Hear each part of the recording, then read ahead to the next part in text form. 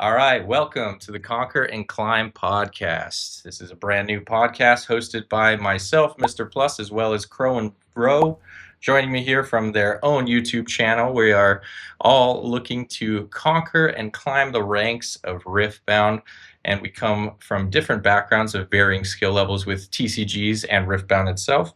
So to lead that topic off, I'll say that I've been playing Riftbound since it came into English print. I played it a little bit beforehand when it was in China exclusively, but basically I've been playing Riftbound since it came out.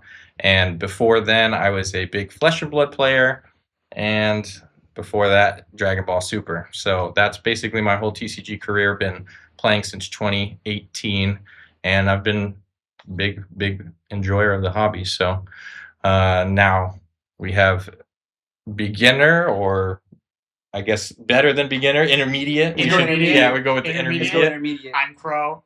I come from a long history of playing trading card games. I started with the Pokemon card game when I was a wee lad, and then moved to Magic, only played Commander, and after I got too good for the Commander leagues, I had to transition to a 1v1 card game, which was Flesh and Blood, to which I had varying degrees of success. Nothing of note, though. Emphasis on nothing of note. But I'm looking to get better with Riftbound and see that I can hopefully win a regional, surely, one day. There's that one sweet Icelander run back in the day. Never forget. Whoa.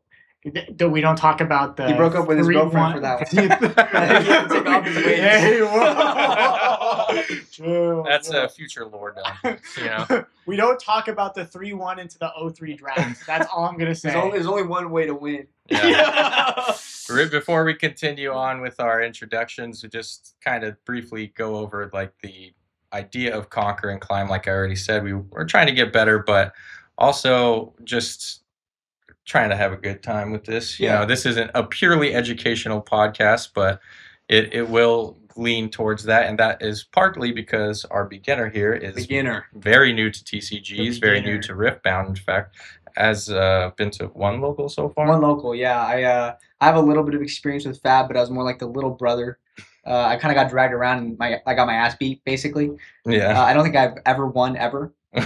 Maybe like one or two in there, you know? Only going against Aiden, the other guy. Yeah. This guy left me one time. That ruined my evening. But yeah, I'm very new. I don't really understand a lot of interactions. Okay. I'm not, I don't really understand how to get an engine going. I know they exist. The stack. The stack, yeah. First in, first out. Yeah. Yeah. So I know these things exist. I just don't know how to use them or what to do with them, so I'm looking for my Mr. Miyagi to teach me. Yeah, so that's basically kind of the mission statement, I guess, of what Conquer and Climb is, trying to both reference the history of Flesh and Blood with Command and Conquer, and then what we're actually trying to achieve in Riftbound, which is conquering those battlefields, winning games, climbing the ranks, getting all the way up to those top cuts of the RQs and beyond. So it's more or less what we need to discuss for intros as what this is. So we could go a little bit deeper into personal backgrounds. We kind of touched briefly. You said you're just beginning. You've been playing since you were basically able to play cards. I played a little bit when I was younger, but that was like schoolyard rules where nobody really knew what the rules truly were. Down, so you just or Yu-Gi-Oh, we would just play with whatever the show rules were, where you just like blue eyes. Like, that's not how the game works. Well, Kaiba did it, so I'm allowed to do it. So yeah, I haven't been playing card games my whole life in a truly competitive sense, but ever since I got introduced to card games again in 2018 with Dragon Ball Super card game, I've been heavily invested in trying to compete in them at the highest level, playing in multiple regionals for that game, and then once we went to Flesh and Blood, playing in as many callings, nationals, pro tours as I can. So I would classify myself as probably the most experienced in that regard of the group, which is why we're kind of referencing the Mr. Miyagi thing a little bit. I mean, and you know the most about this game, Riftbound. I mean, you've been in it. Yeah, I've been playing it for a long time, like I said, and been more recently focused on you printed cards. Yeah, the proxies. Once the proxies were available, started printing those out and I still have them, unfortunately.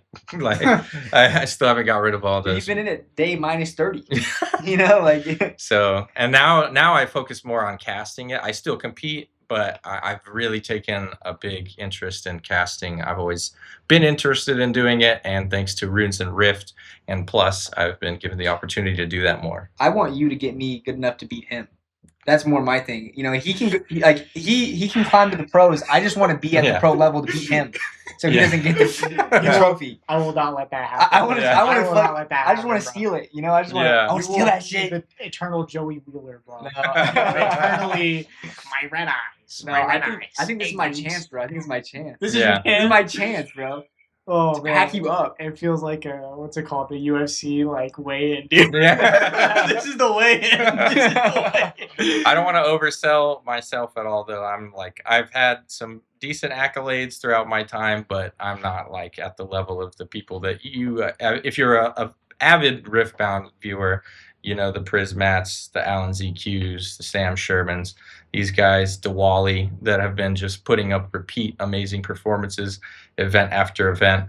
I would not put myself in their tier, but that is what I aspire to do, which is why we're all trying to conquer and climb. It's not just me trying to bring these guys up. We're trying to bring each other up. No, drag me up, please. It's also kind of more like actual League of Legends climbs too, where you can see as players start playing more seriously, and you can see how they kind of rise the ranks into a degree. So we can imagine us trying to get our MR up. Yeah, we're trying to get our LP. Plus, what's MR from? MMR is from matchmaking rating. Oh, okay.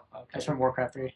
Yeah. Well, they used to have ELO. If any of you ELO? No, if any of you guys are OG League players, like I was back in the day, they used to use ELO for League of Legends before they invented their. They had ELO in Magic too. Yeah. So I got a question to kind of jump into me being the beginner.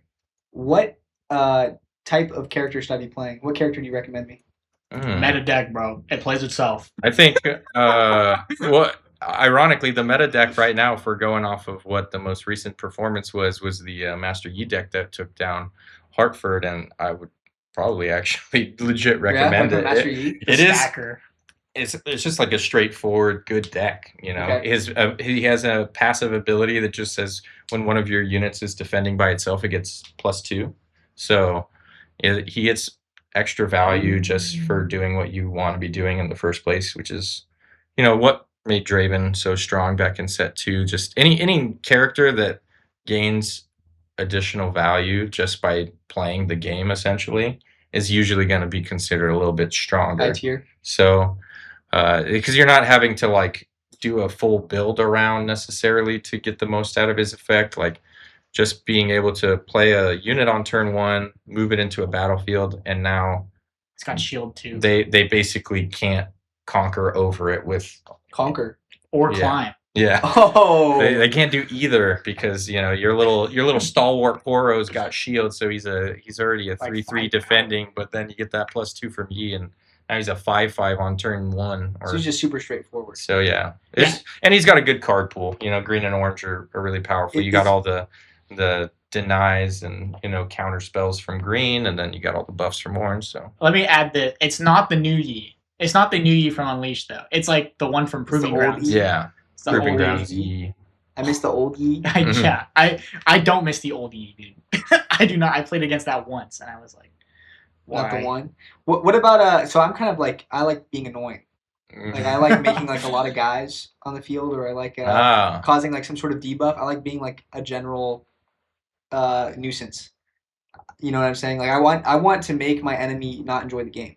No, there's a lot of decks that can do that right now. There's Ari. You can play Ari. There's Dazzling Aurora. Nobody enjoys playing against that. There's you could play Victor Control. That recently did very well. Made it all the way up to the finals. I like how you reacted to that. That kind of makes me want to play that. There's if you want to go big brained for not crazy big brain, but a little bit more thought-provoking, I guess you could do like the Ezreal control, but that is a little bit harder than I would probably recommend for like a newer player. Okay. But that is one of the decks that's really good at making your opponent upset. Bouncing that Bewitching Spirit over and over again.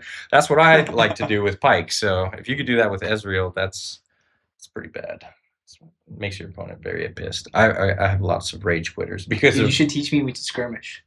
Oh. But you're behind me telling me what to do. Skirmish? Yeah. Which there are events that you can go to. Like those are like the PQ type events. What's PQ? They're like they're called Pro Quest and Flesh and Blood, but they're qualifiers for like regionals. But instead of qualifiers, all the regionals are open entry, right? Mm-hmm. So you don't have to qualify. But if you win a skirmish, you get the round 1 bye. This is how we get our elos. No. Oh. This is how you get a round 1 bye. It makes day 1 a lot easier. What's 1 bye? You start the day with the win. So you don't have to play round 1. You just win. The winner. Oh. Yeah. So you get to sleep in. You get to go watch your buddies play round 1 if they don't have a bye, stuff like that. You get to scout. So it's a good advantage. Plus there's prizing exclusive to the skirmishes. Right now they got the Rengar promo. Get the champion Rengar, the Rengar mat. So that's definitely how you make the money. Yeah, it can be. Money. Yeah, it can be. Definitely can be. It's like One Piece money? No.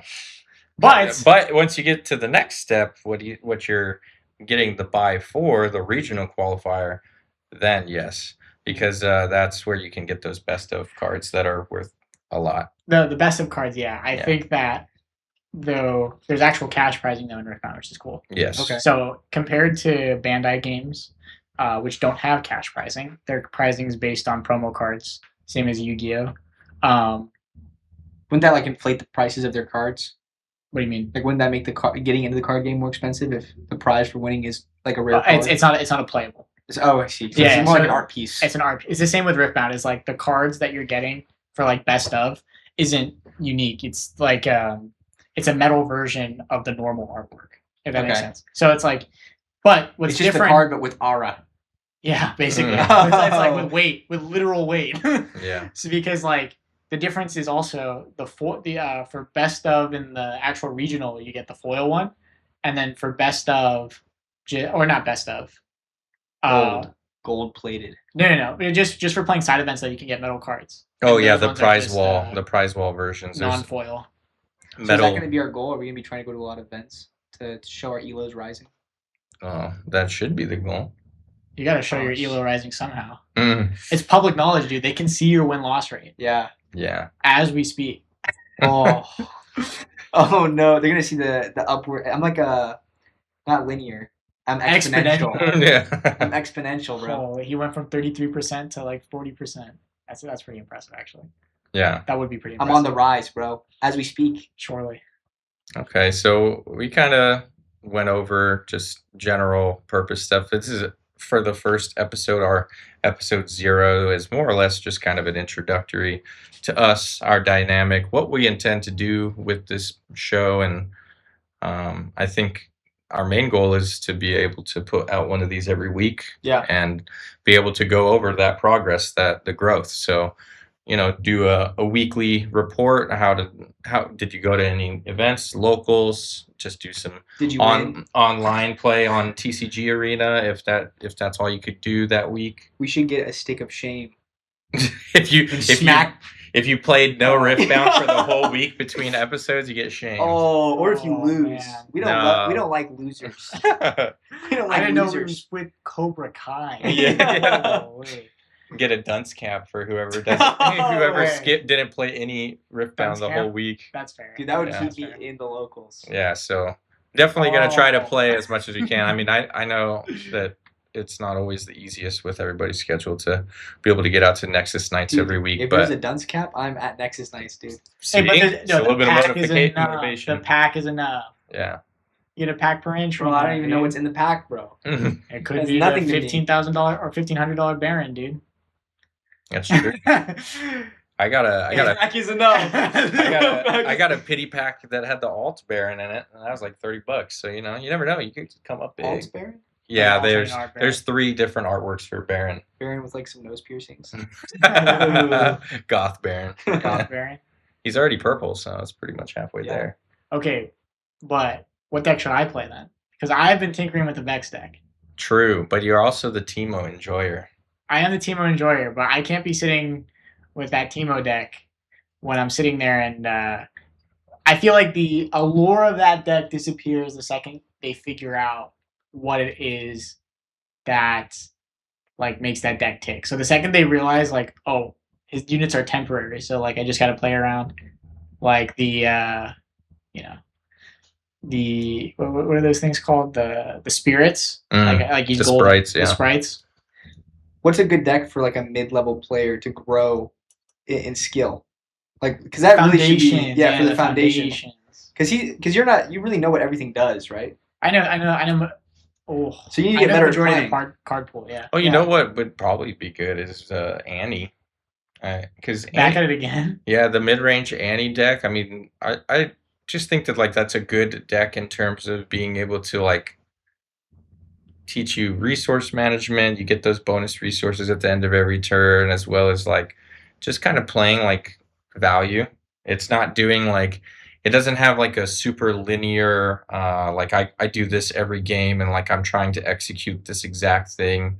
It's more like being reactive to what your opponent's doing, I would say. At least that's my interpretation of how I've seen Annie piloted. It just feels like this deck that has a lot of answers to do a lot of things, and you just gotta find the right path to take. Well, I would agree with you there. The thing is that I know Annie's hero text, so it technically breaks the rules of the game. So sometimes when something like that happens, your like math and your fundamentals get messed up. Because the way that Annie works is that at the end of your turn you untap 2 of your runes. Wait, so you just get free You just resources? get 2 free resources to react with at the end of the turn. So the issue with that is that, let's say when I go from Annie to, like, I don't know, Ivern, for example. Yeah. I'm going to be expecting 2 extra runes at the end of my turn to pass like Defy or Not So Fast, and then like I don't get those. Doesn't every champion kind of have a twist though, or like something like, or is it lesser for a lot of them?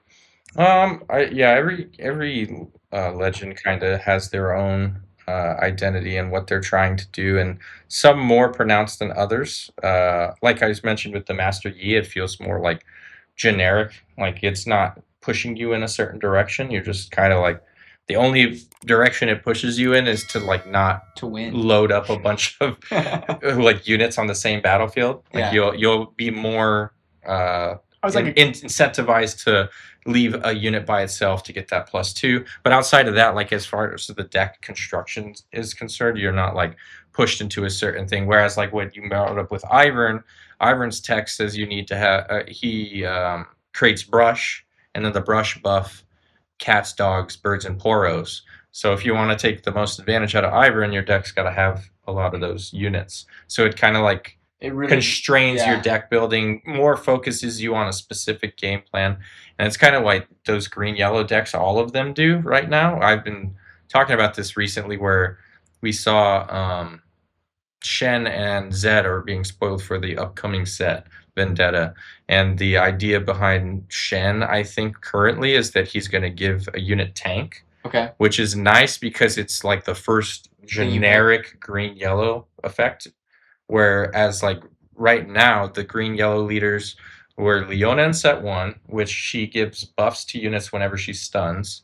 So she automatically wants to like forces you to want to put more stuns in your deck. Okay. To actually get use out of the leader. And then in set 2, we got Azir, who's a great legend, been putting up amazing results, but he, again, is forcing you into a specific game plan. He creates Sand Soldiers and gives them Weapon Master, and he can only create them every time or when he plays a gear. So you're naturally pushed into putting a lot of gear in your deck. And then the newest green-yellow, Ivern, like we just talked about, has the dogs, cats, poros, birds. Is that unique to green yellows, or is there? So that's what my point of discussion has been recently, is that I feel like green yellow has kind of been forced into this like archetypal structure where every green yellow deck has like been centered around a certain mechanic or like idea.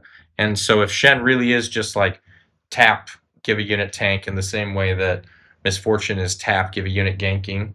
Then it gives you like more open-ended deck building. You could put is Shen the blind guy from Jungle? No, that's Lee Sin. Shen is the ninja with the two swords. Oh, he's the one that teleports to you. Yeah, the little cat guy. The one that chills in the river, dude. Oh my, I hate that guy.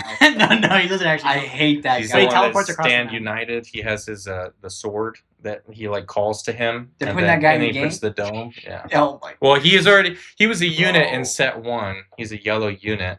It's actually pretty good. He was like one of the original ambush units. He had reaction. You could play him and comes in with shield and tank. When they add Yorick, I'm playing Yorick. Oh yeah, they gotta add Yorick. That's another. I guess we could go over that real quick. We went really briefly over like our histories and stuff. What's everybody's involvement with League of Legends? I kind of touched on the fact that I played like super far back in the day. I don't really play anymore. I played from like 2010 until. You know what's crazy? I don't think our dynamic changes at all.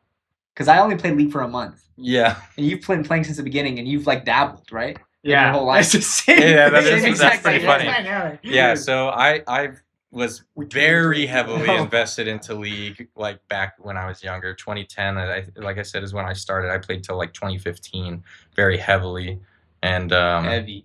Yeah. I was focused on the conquering and climbing back then for sure. Yeah. I was no life and ranked.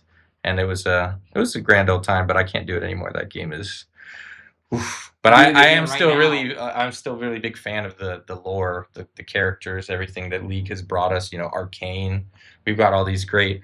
I love like a lot of the stuff that Riot has done outside of League of Legends. I don't really love League of Legends anymore. Like I haven't seen Arcane. Hey, I watched half of it. Oh, okay. So hasn't seen it, barely watched it. It's the exact same dynamic again. What's going on here, man? It's like this was planned. What? Can I be the master of anything, bro? Who cooks here? Does anybody cook? I dabble. Kind of. I'm the master. All right, there we go. Okay. The master of cooking. Call me Gordon. All right, Gordon. Good boy.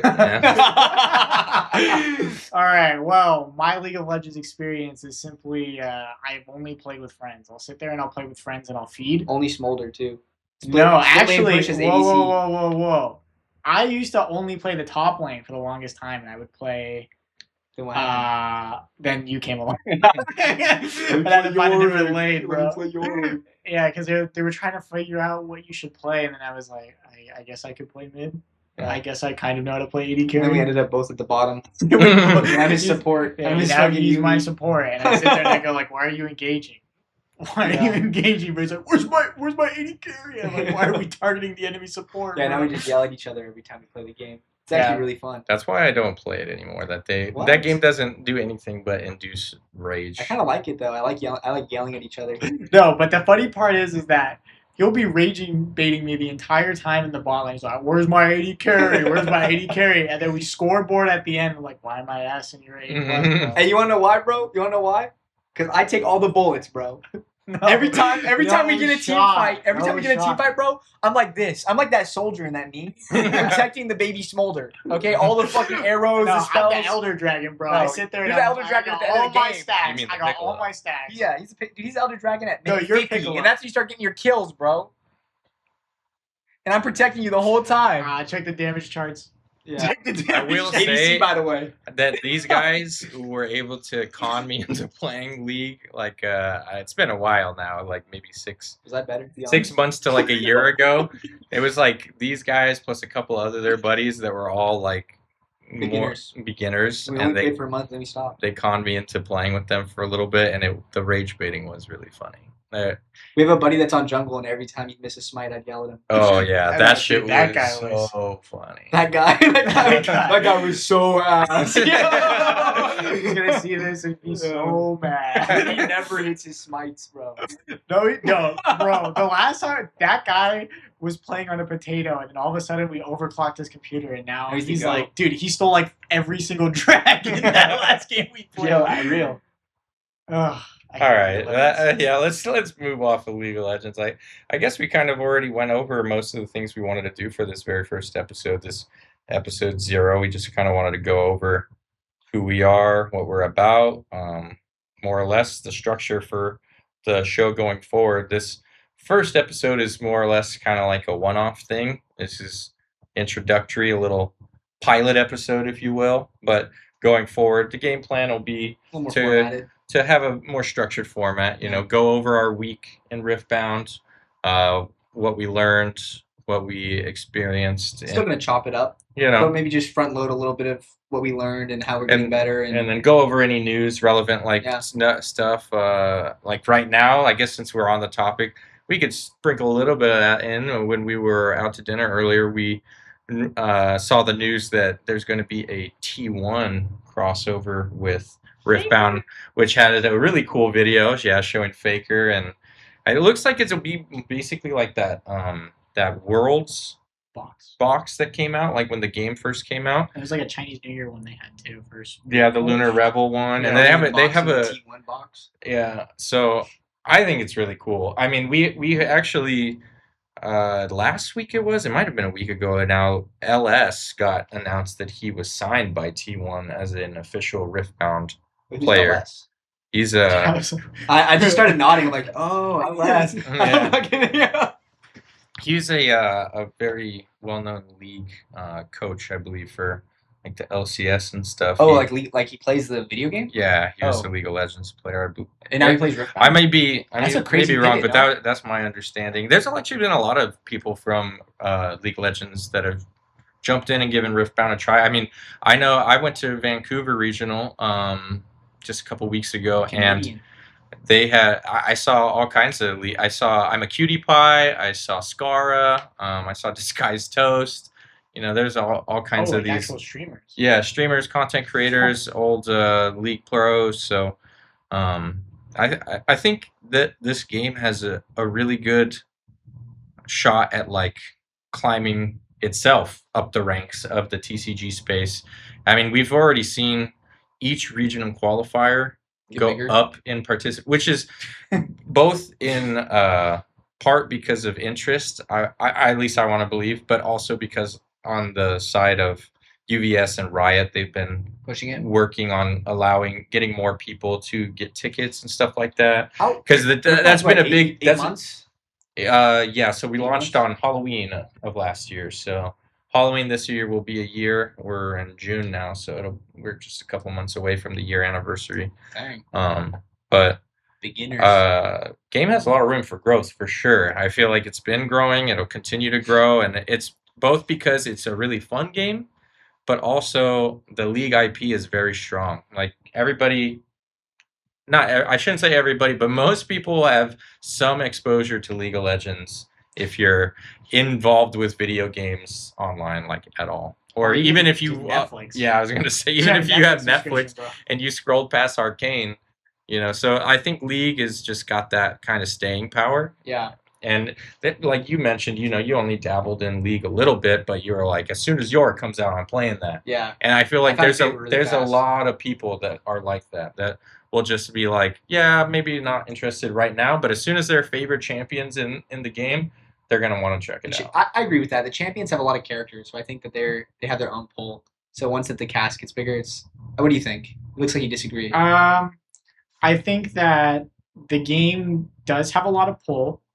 But I think its staying power comes a lot actually, and it's like general collectability and the fact that they're doing a really good job at making the game affordable of all things. Because a lot of people are also driven away by price points, but it's good to bring up. That's one of the reasons I didn't get big into Fab, because I just couldn't build a deck without dropping like a rack. And it's kind of what got people out of Riftbound in the beginning. Like when the game first launched, it was hard to get product. People were paying, crazy prices for some of the $400 a box for like Origins or something. Yeah. But no, yeah, I mean, like when you look at the Unleashed cards and everything like that, like I remember talking to someone one time and they were saying like, I don't know if I could get into like, I think like that's a major thing too, is people's lack of understanding of how much trading card games can be, how much trading card games are, and then their separation between like how much a sealed product is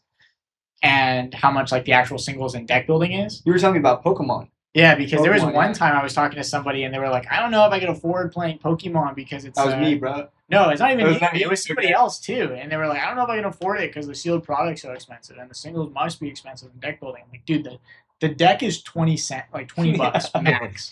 And like Riftbound's the same thing. It's like, I don't know, a box of Origins like $200. Yeah, but to build like a fully kitted out Azir deck right now, I think the time of recording this is probably no more than like $200. I mean, no more than like 150 even. I think the only card that's like probably expensive, pretty cheap. the only like card the that's is the Arise. That's the only you'd rip the Arise Band-Aid off and then you're good.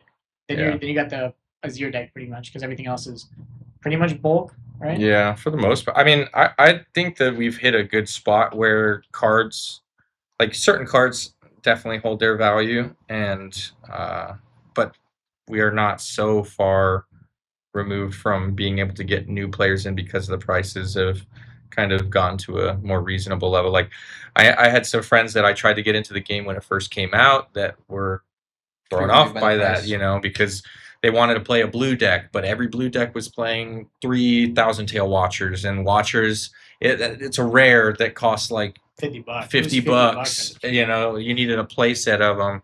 So $150 for 3 out of your 39 cards was like too much for people. And now, I bought Deathbloom Predators at $80 a piece back in set 1 when I was trying to play Dazzling Aurora, and now you go on TCG Play and they're like $4. So damn, that's crazy. So I got hoed. Yeah, bro. But I'm used to that. That happened to me in Flesh and Blood too. It's just like the Amazon sale, bro. I bought Arcanite Skullcap for like $240, and now you can freaking floss your teeth with that card. So holy shit! It's the same. You might be that lucky one. So what's it called? It's just the natural progression of it's a natural progression of card games. Cards come in and out of flavor, but yeah, I think Riftbound's in a good spot in terms of being able to get new people in, because it is really easy to learn, I think, and fun to play. Beginner friendly. Yeah, and I think that that's kind of something that we can touch on for as we go forward in future episodes, especially with you seeing like right now you have a single Nexus night under your belt. Going Nexus night. That's locals. Yeah. Oh, okay. Yeah. So. See, we're already educating right now. So educating round 1. Yeah, that is a boof name. Why did they call it that? No, so you know how in League of Legends you're called a summoner? Yeah. In this game, what do you think you're called? So in Magic you're a planeswalker. In Flesh and Blood you play as a hero. In Riftbound, what do you play as? A Nexus. You play as a Riftbounder. You are the Riftbounder. Me? Dude, I hate that name so much. Just the Rift bouncing. Just call you. Coming from a guy that has the Pokemon players that call their judges professors. Let's call them that. Okay, hold on. But like, they have the perfect setup. Just name the players summoners, right? Yeah. And I agree. I made that same criticism earlier. I'm like, why can't we just? I like it a lot. I actually like it so much. Nexus Night. Boof. But that's bouncer. They kind of went away from the summoner thing in League too, though. Like, it's still called Summoner's Rift, but they don't really bring up summoners anymore. I'll say this though: now would be the perfect time to bring it back, or at least with the game, because like there is a level of magic to it where you're casting spells. But what if they can't because of some bullshit about copyrights or something? Because you know how Yu-Gi-Oh got screwed with like their Magic cards not being able to be called Magic cards anymore because of Magic the Gathering, and they had to switch them to be called spell cards. I wonder if there's a thing like that with Riftbound where they're like, well, we want to call them summoners, but because you summon cards in Yu-Gi-Oh, there could be. I'm just spitballing. No, you know what? I think that Rift Bouncer was good because now whenever I win, I can tell my opponent to Rift Bounce on it. No. No, it's not Rift Bouncer, it's Rift Bounder. Like bound and then ER at the end. That's why I didn't know why you were so hyped. I was like, why are you saying Rift Bouncer, dude? I thought it was way funnier. Yeah. Alright, but the point is though, is that there's an opportunity there because you have your legend and you have a chosen champion, and it's like you as the player are casting Defy, you as the player are casting Not So Fast. You're summoning the creatures. Is that the actual terminology? Well, I'm saying in this instance, it would be if we were summoners. Come on, yeah. You're summoning gear. Yeah. But yeah, you are the Riftbounder. It would be cool because that's kind of like what the idea that you mentioned with Magic. They call you planeswalkers because, right? Isn't that or no? Yeah. Magic, you play as two planeswalkers fighting each other.